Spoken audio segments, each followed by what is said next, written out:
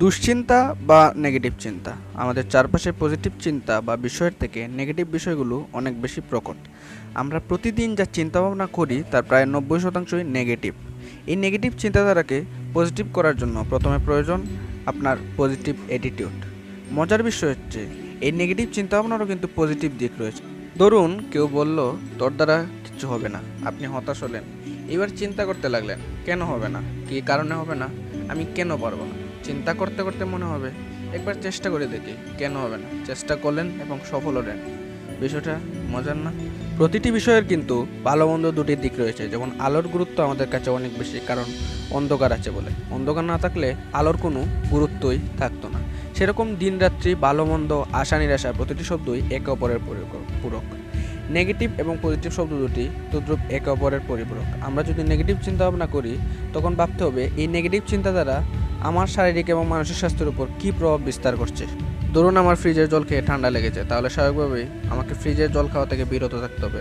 হয়তো আমাকে সাধারণ অথবা গরম জল খেতে হবে। চলুন এবার এই নেগেটিভ চিন্তাভাবনা থেকে পরিত্রাণের কিছু উপায়সমূহ জেনে নেওয়া যাক।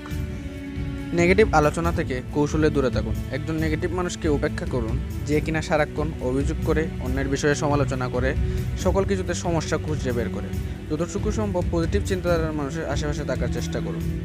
অসংলগ্ন আলোচনায় অংশগ্রহণ করবেন না। খেয়াল করে দেখবেন যে নেগেটিভ মানুষদের আলোচনার টপিক সর্বদাই কেমন যেন অসংলগ্ন ও বেলাইনের হয়। এমন কোনো আলোচনায় আপনার যোগদান না করাই শ্রেয় যে আলোচনার বিষয়বস্তুর সঙ্গে আপনি ঘনিষ্ঠভাবে সম্পর্কিত নন।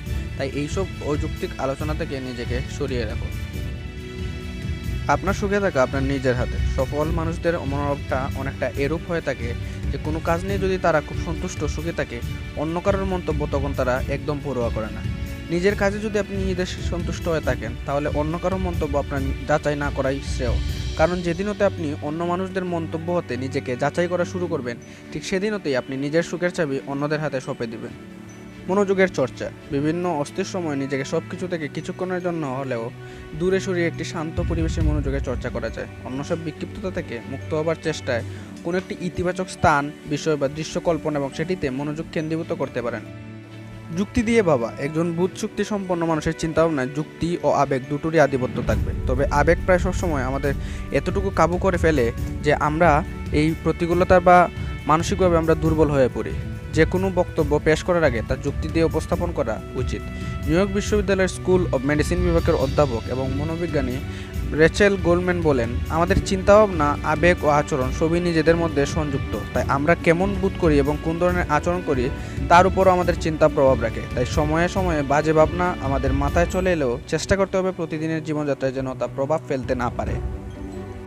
তবে নেগেটিভ চিন্তা বা দুশ্চিন্তা থেকে পরিত্রাণের সবচেয়ে বড় উপায় হচ্ছে বই পড়া। আপনাকে উন্নত মানসিকতা তৈরি করতে হবে, তার জন্য ভালো বই পড়তে হবে। তাদের দৈনন্দিন জীবন সম্পর্কে বা আত্মজীবনী সম্পর্কে পাঠ করতে হবে। যেমন ধরুন এপিজে আব্দুল কালাম, স্বামী বিবেকানন্দ, রবীন্দ্রনাথ ঠাকুর, কাজী নজরুল ইসলাম বা বিদেশি বিভিন্ন লেখকদের আত্মজীবনী পড়তে হবে এবং তা থেকে শিক্ষা নিতে হবে।